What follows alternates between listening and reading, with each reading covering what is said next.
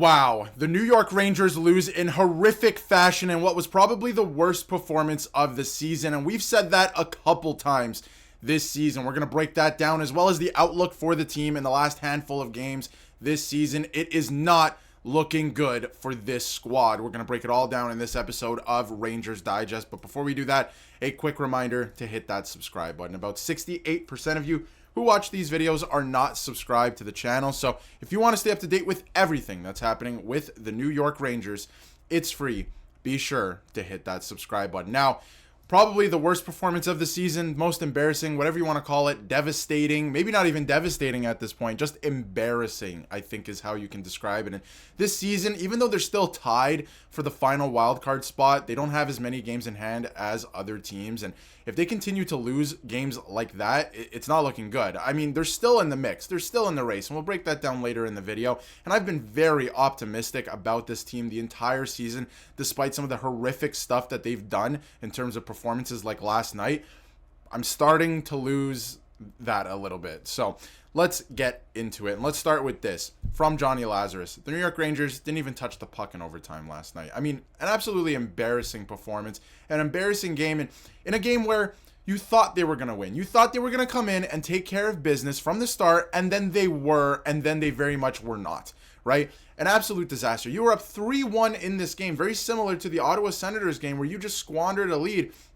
And not just the lead, but points. The amount of points that they have given up in this month, they could be in the first wildcard spot. They wouldn't even have to be fighting for the last wildcard spot. You could have been fighting for the right to play whoever finishes first in the Atlantic instead of the Washington Capitals. And at this point, it doesn't even look like you're going to make the playoffs. So that's a completely different story. But they've completely squandered so many points this month alone. It's unbelievable. And Mason McTavish has the backdoor tap in. And that's one thing I want to talk about in this video, and we'll get to it in a second.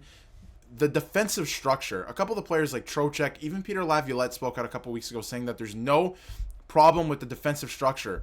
It's a lie. There is, and there is a problem with work ethic as well, but there is a problem with the structure, and we'll get to something specifically in a little bit. But even this, they blew multi 2-goal leads and now have lost 9 of their last 12 games. They take a point out of this game, so maybe you can, feel good about that. But you were up by multiple goals multiple times in this game. It's an absolute disgrace what they're doing right now. And some of the defensive breakdowns are unbelievable. Like, this doesn't have to be happening, especially with the skill on this team. It's mental lapses. It's a breakdown in defense. It's a disaster. That is what it is. And they miss out on a chance to move back into the wild card position. If they'd won that game, and they should have handily, right? You move into the wild card position, right? And yes, you don't have as many games in hand like the Montreal Canadiens do, like the New York Islanders do, who are back in the mix somehow all of a sudden. Horrible. And now the Rangers are 2-7 in overtime this season. Not good enough. And I would be curious to see the record in overtime games where they give up multi-2-goal leads, or multi-goal leads, I should say, in a game, because it's probably worse than that. But anyway, from Arthur Staple as well. And a season of embarrassing moments, the New York Rangers have set the bar even lower tonight. 2-goal lead with 5 minutes to go on a team headed to the lottery, end up in overtime, and never touch the puck. That's an absolute disaster is what it is. And again, I've been optimistic all season. We're not here to do that today. Let's be realistic today, right? The Anaheim Ducks are a horrible team. The Rangers should have beat them handily. They were. And then all of a sudden, like, all these breakdowns, this happens so often with this team. I don't understand. And they don't call, they don't settle it down ever. It just keeps snowballing, and it did into overtime, and then they get scored on. It's awful, horrific. And this is one thing I wanted to point out. These are the breakdowns in not only the defense, but communication. This is late in the second period. The Rangers are up 3-1. You should kill off this penalty and move to the third period with a 3-1 lead, feel good about yourselves, close out the game. That's how it should have went, right? But this season is a season full of shoulds for the New York Rangers. It's been a disaster. So you want to talk about hockey IQ, right? And we were talking about hockey IQ in my video yesterday with Condrey Miller and how I believe he doesn't really have it. And that's a problem, because if you fill your team with less skilled players, but they all have good hockey IQ, you'll probably find success, right? It's just a recipe. You just need to know and understand the game, and you'll find success. Now, on this penalty kill, this is a bad screenshot, but we'll get into a video in a second of it.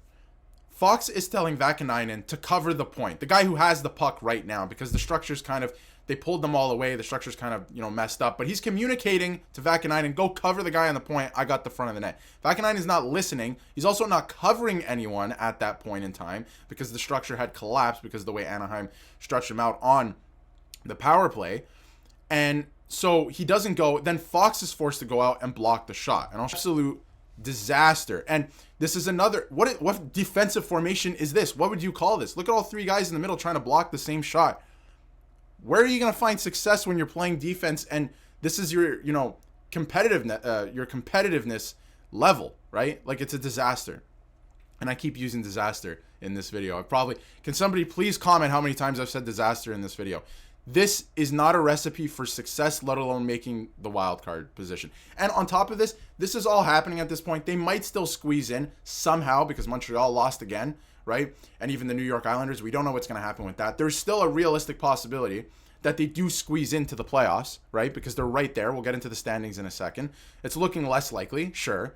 But now you're just fighting for the right to play the Washington Capitals, which 365 days ago, you're thinking that's fantastic. This year, not so much. That's a heavy and really skilled team this year. So, unbelievable. Now, on the bright side, the silver lining, things that are happening elsewhere. Gabe Rowe, he had a great start to the tournament, of course, that we covered in a video yesterday, and he's looking pretty good. So, there is something to look forward to there. But now the question remains, what if he doesn't want to play for this organization because of what they've done to the younger players and the development of these players and what's happening right now, right? Like, you have to consider all of these things that these players are going to consider all of their options. So he's having a great tournament. Hopefully, he ends up with the Rangers. I think he's a really good player. Like, this is a fantastic player who's going to be a really good NHLer.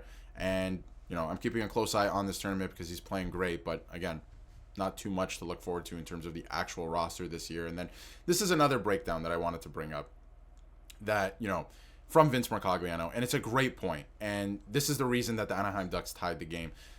1:30 left in the third period. Why are all three players below the dots and not even in correct positioning, right? I love Will Cooley. I have no idea what Will Cooley is doing on this play. Like, this is just a bad read from all three forwards. It's a disaster. You should have one guy forechecking in this situation, and you should have two hanging back. And not only does that not happen, all three guys are in the zone below the dots. The puck squeaks out. Anaheim gets a 4-on-2, and they end up scoring. This is the stuff we're talking about. It's not good enough. Again, I keep saying there's a realistic possibility they squeeze into the playoffs. There is, right? And we're going to take a look at the standings right now. There is, because if you take a look at the standings, Columbus now back there. Obviously, they have a tiebreaker game in hand, stuff like that. The Rangers have the most games played, excuse me. The Montreal Canadiens, of course, have a game in hand. Columbus Blue Jackets, even the New York Islanders, who are a point behind.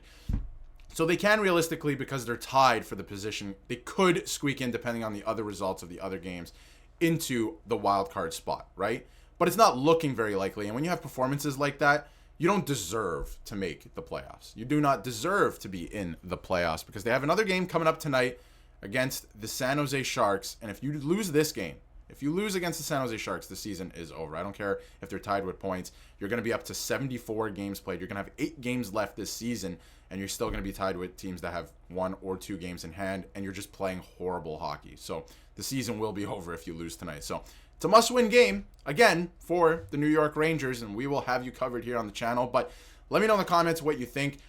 I think, there must be a change in coaching next year. There has to be a change in player personnel as well because the guys are not buying in. The coaching staff, I don't know if they have any idea what they're doing at this point with some of these players, especially the younger players.